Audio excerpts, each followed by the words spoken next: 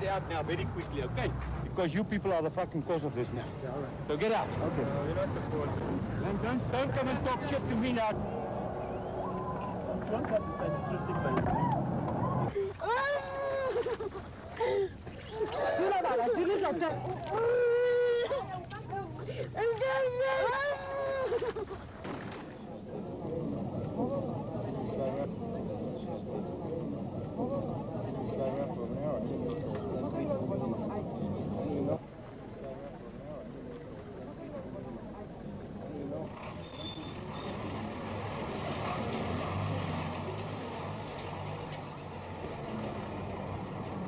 How on earth will they understand what I'm saying to them if they are treated this way? They are being brutalized. What sense of justice will they ever have if they are treated this way? And now they are going to release these children piecemeal. Most of their parents are migrant workers. They're hardly here. They'll be coming once a month. Does it mean those children are going to rot? I offered to pay bail for them, and they are refusing bail. But is the police willing to see you about this? No, I spoke there, Yes. and I was just dismissed. Instead, I was threatened. I was threatened with force. And why are they picked up now, these children? They hardly know. We have asked them what the charge is. They don't tell us what the charge And is. how old are the children? Most of them are from 7 years. Upward. If you meet a 21-year-old kid there, we call him an old person. They are just babies. That is why I can't take it. Are the parents allowed to see the children? They are not allowing. They are calling the tune. The parents are not allowed to see the children. They must wait until the officers themselves are satisfied that the parents are biological parents. And that cuts through our African tradition. Any child is my child, and my child, any elder is their parent. It seems as though it is a sin to bring a child on earth. It seems as though it's a crime. I feel guilty as a parent. Why did I bring children that I cannot protect, who must be brutalized like this?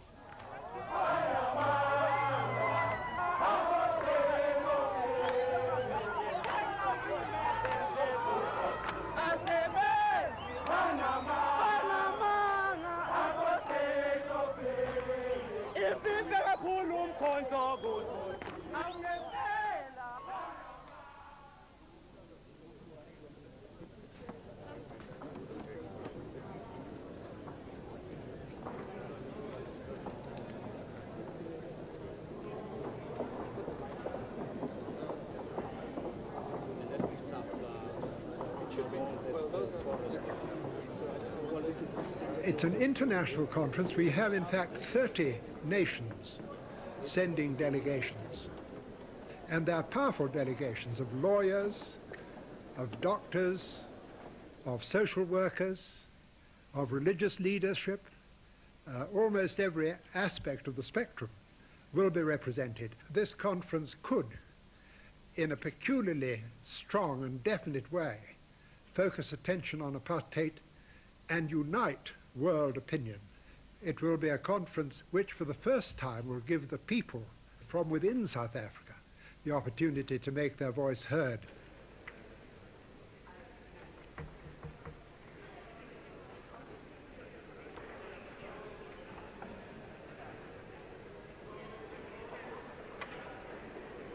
My mother and my uncle were in the kitchen, and the rest of them were in the dining room, and I went to the bedroom to get something for my aunt's baby.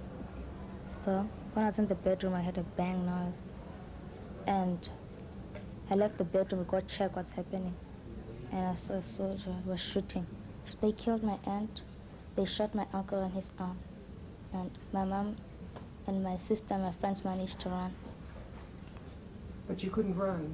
No, because I was on the floor, laying on the floor. They shot me, and I couldn't wake up. Firstly, the electric shocks that they are using, they are like a rubber suit, and they put you inside it. And so at first... That's like a diving suit? Yeah, a diving suit. And then at first Did they cover your head? My head was covered, I couldn't see anything. So at first they put the dam inside my mouth so that maybe I could not scream. And then from there, my clothes were taken off and I was put into a fridge again. And from the fridge I was taken... Have you any idea how long you were left in the fridge? In the fridge it was also something like 30 minutes also. And then from the fridge I was taken back to the rubber suit again. And then even there I stayed for a long period again. Then after From the rubber suit, I was taken back to, that room with the, bright searchlights. Actually, in that room, which they are having searchlights, there is a pole, and then they tied my legs behind that pole, and even my hands, even my head, so that I could not, I could not remove my head from those searchlights, and then they brightened them straight into my face. And has that left you with any after effects? Can you see all right? No, even at present, I'm still undergoing the medical treatment for the eyes. So, can you see? I cannot even read at this present juncture. Now, the torturing that they meted out to you, has it had any effect on you? No. No. Now, you are now in Tanzania studying, not so? Yes. What do you want to do after your studies? I want to learn. After learning, I want to go to South Africa and continue the fight.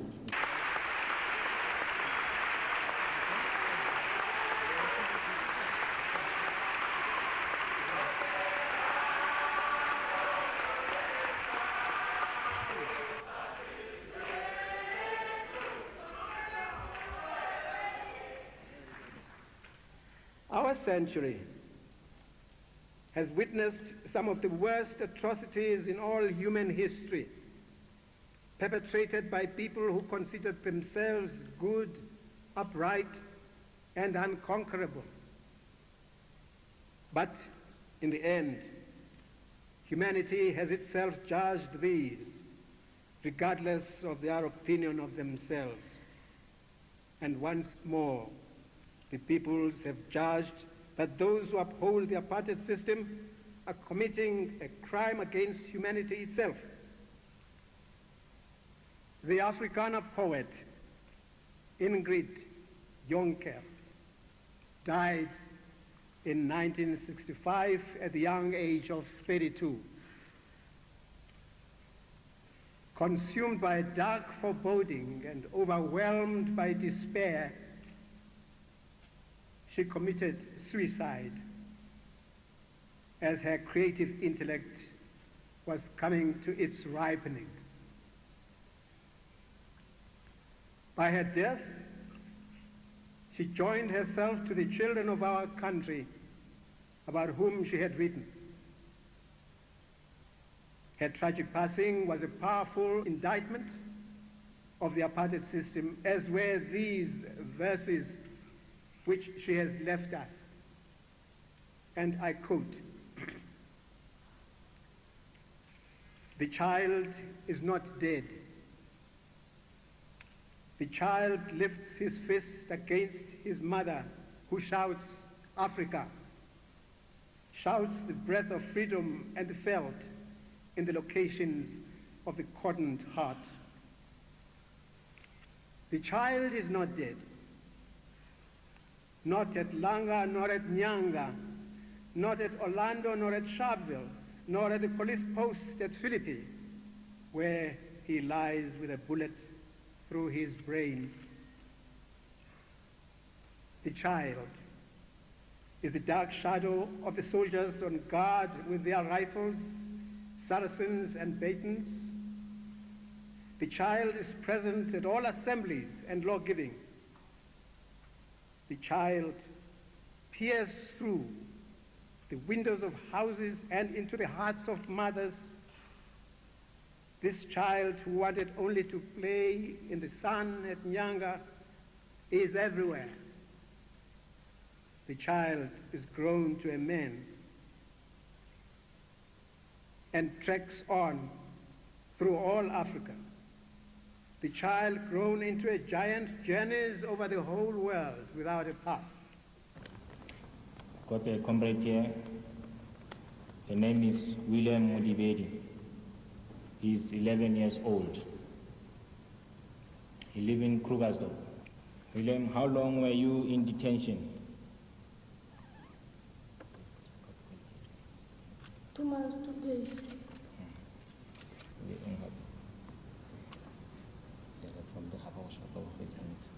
And they went to... Has anything like this happened to your friends?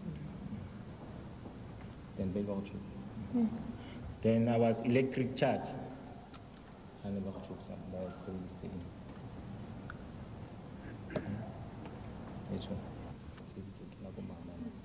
The Reverend Dr. Masakai will have a short talk with William's mother.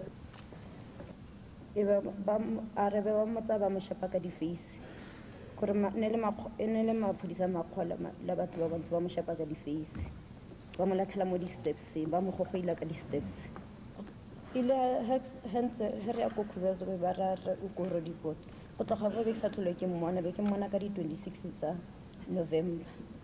Ke mona ka 26 November ke kreile gore ba motsitse meno ka fana le ka fana a fofogile sa khone go bua ke mona ka Krugersdorp go Thabile. The children of South Africa, particularly black children, are denied their right to be children. Children are in other countries are actually able to live as children, be children until they become adults. But our children are forced violently by conditions in the country to be adults before their time. They are put in a situation where they have to make decisions which are meant to be normally made by adults.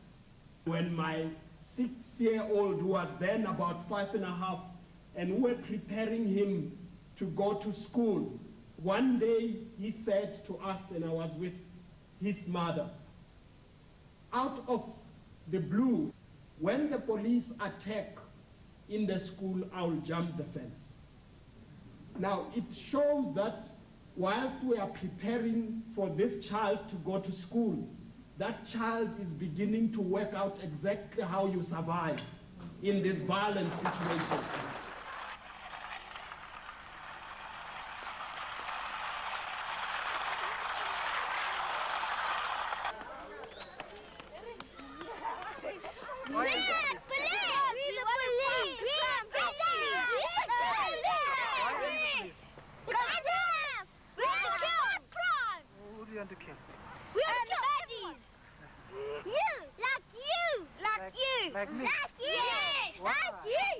I'm a nice chap.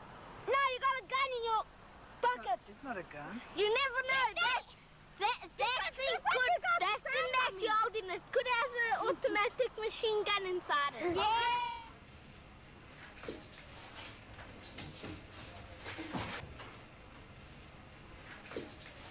How old are you? 16 years old. Who hit you like? Who did this to you?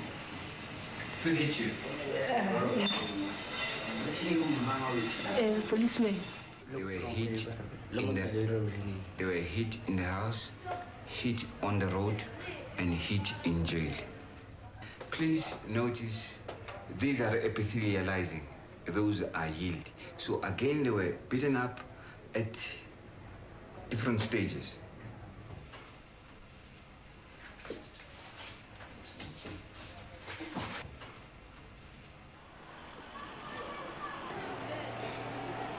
Before Sophia Pro, was change a line mobile garage.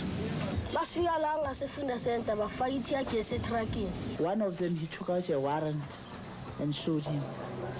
So they went in, they just pushed in like this. There were three. We want Veli. Is Veli here? Yes, Veli's here. And they went into the dining room. Veli was sleeping with his uncle. So they asked me, where's Veli? I said, this is Veli. And then they asked another boy, do you know Veli? And then he said, yes, Veli is my friend. We were all this afternoon at the youth club. Bastata basisa erum endaweni mhlambe ngangani. Bafika khona bashaba senze some exercise. Bashutisa ama blackboard amancane ngabo. Bathi sobambe so babhala 110. Basolo bashuta bakubambe babhale futhi 110. Bashuta babhala igama bashuta babhale 110. Basolo basibambe bathi Kloki pege phansi inyawo ziye phezulu ungabambezelanga ndawo. Basikhaba la. Baswela phansi bayastroke. Babaze emva kwe 1 month ukuthi sise Sun City. Bona bebathi se protein kanti sise Sun City. Sometimes in the bedroom so the children mustn't see, you know, I used to cry. Thinking that how does he sleep? What does he eat? Is he washing? Or he's dirty. I didn't know anything about him. Yes, and then there are other types of things that are happening to children where they're not detained, where they're being charged with public violence, say. for throwing stones and that sort of thing. Well, for example, last year there was the case of an 8-year-old who was charged with intimidation, and that 8-year-old was refused bail, if you can believe such a thing.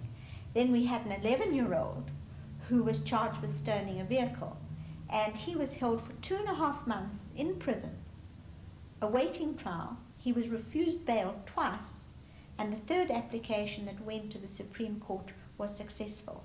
But that little boy of 11 spent 2.5 months in a cell with grown-up criminals.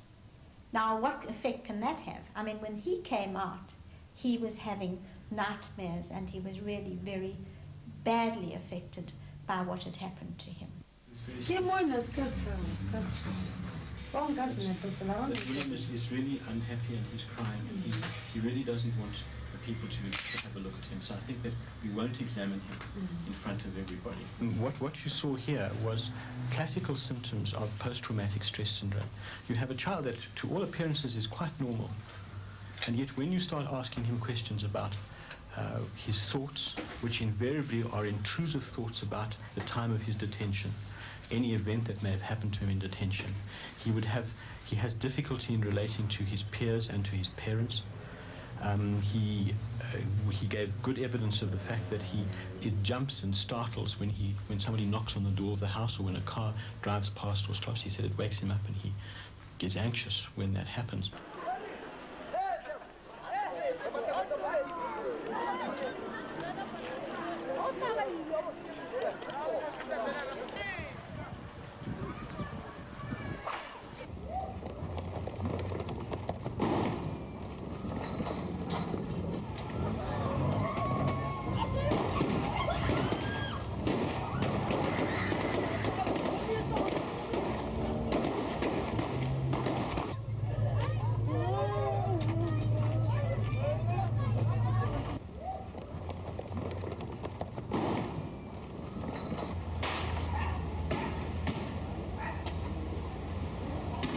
I want to go to school, but in school premises, the police are they are in school, and our school is not secured, so that I can't go to school because each and every time maybe I will be arrested. From in the morning until in the sunset, I'm not at home. You see, I'm scarce. I'm coming only at home at night when I'm just going to sleep, because these policemen are coming all the time at home to come and see me if I am there or I'm not there, you see. I don't sleep all right at home because the police now, they are after me. And the Council of Churches Sanctuary Program deals with kids who are on the run. And we do not know where to keep them, because if you keep them in one place, like Bishop Nkwani is here, tried in Welgespreid, then they come in their military might and attack those children there. Some tried to put children somewhere else in El Dorado Park, and those children were detained, and the police came and detained them. So we really do not know where to put them. So our ministry, the Ministry of the Council of Churches, has now to operate almost semi-underground. Because for you to minister to a child who's on the run, you will then need to minister to that child in such a way that that child cannot be picked up. The child that leaves South Africa today has to go through experiences which no or very few adults would undertake due to the hazards and dangers that he has to face. No papers of identification, wounded through torture, depressed by losing his parents, not giving parents the information about his whereabouts, not taking farewell from his mother or his brothers and sisters.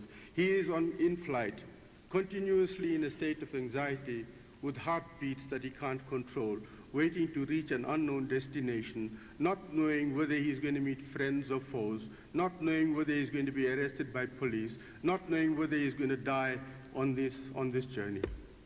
But finally, he reaches some sort of destination.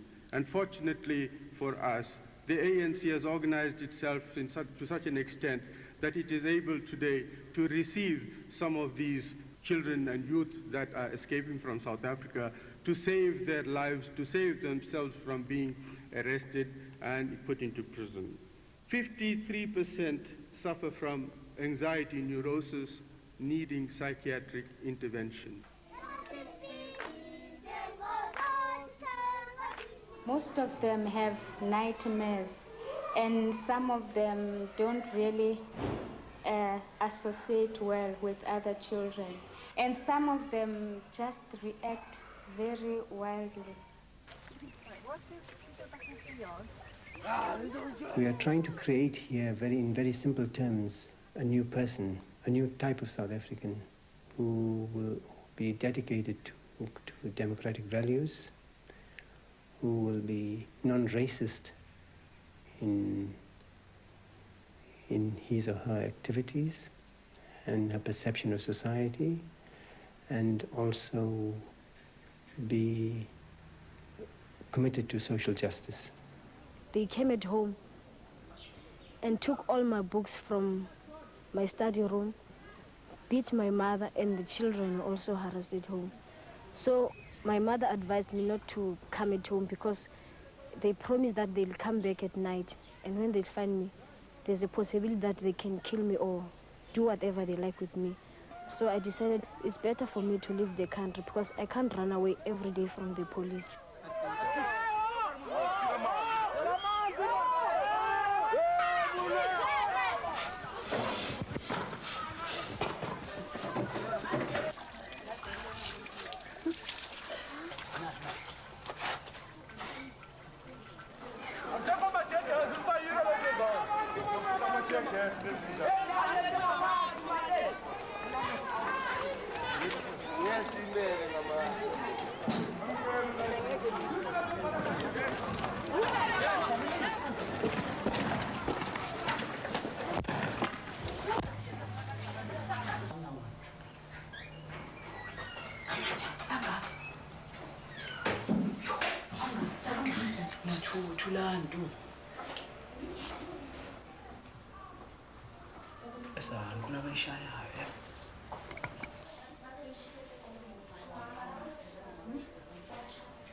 Yo.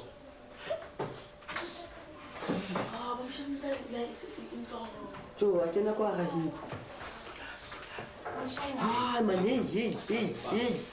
How? We found that the children just really are more determined to take up the issues than they were before. Because in some instances where the children weren't even political and were taken into detention, they have come out politicized. And there has been resistance against band education. There's been resistance against forced removals. There's been resistance against the imposition of the community councils and all the whole range, of repressive measures, which is a traditional role, of course. Our youth has never lagged behind in the struggle. Way back from the days of the formation of the ANC Youth League, the Nelson Mandelas, the Walter Sisulus, the Tambos, and the Limbedas. Now, these were the people who injected, a spirit of militancy in the ANC, and who gave the ANC, in a way, the complexion that it has today. So what we're seeing today in South Africa, by way of involvement of our youth in the struggle in the manner they are, is a continuation of what we have seen in preceding decades. There is no way in which that regime can ever reverse that situation. There is no way in which that regime can ever defeat, the fighting spirit of our young people. We have faced death, we have looked death into its face and confronted the enemy with stones, with sticks, and even with guns at times. Now, this mood of defiance, this temper of no surrender to the fascists, is born of the objective situation in South Africa.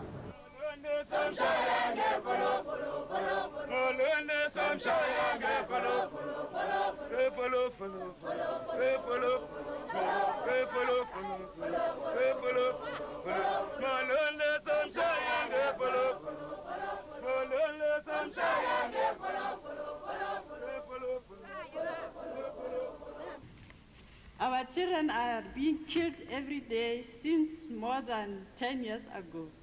Even now, we are burying every day, and they even want to tell us how to bury and how many people should attend the funerals.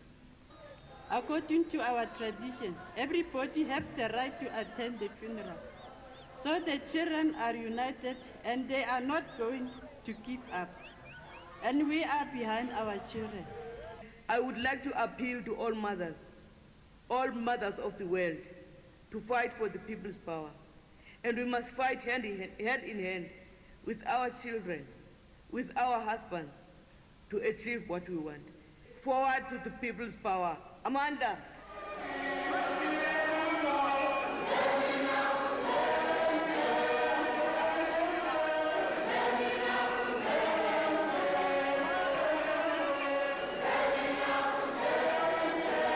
We are saying we're tired of this thing.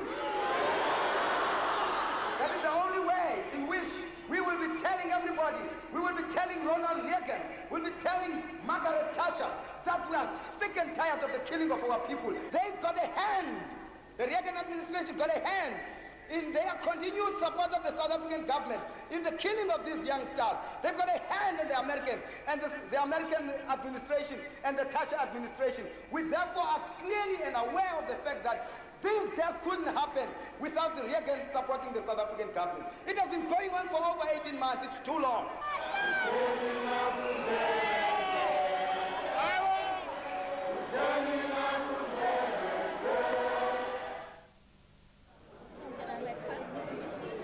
I should say that the presentations, and especially the testimony by the children who have been brutalized and tortured and detained in South Africa, make it clearer to us than ever before that we must all intensify our efforts to expose the horrors of the apartheid regime, especially with respect to the treatment it metes out to children and young people. Of course, we in the United States have a special responsibility because it is with the overt assistance of the Reagan administration that the Botha regime continues to perpetrate these cruelties on the children.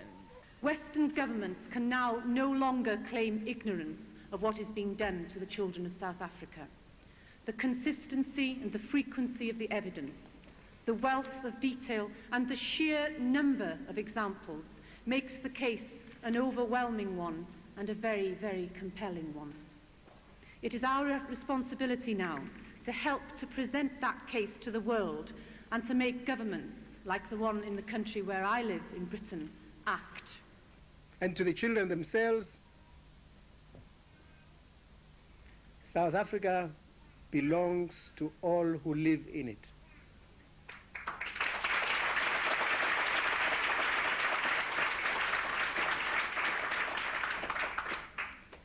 It is the brutalization of black children, is the brutalization of the future of all South African children. Therefore, they must stand in solidarity with their fellow citizens, their black brothers and sisters. Ultimately, the future belongs to all of us in South Africa.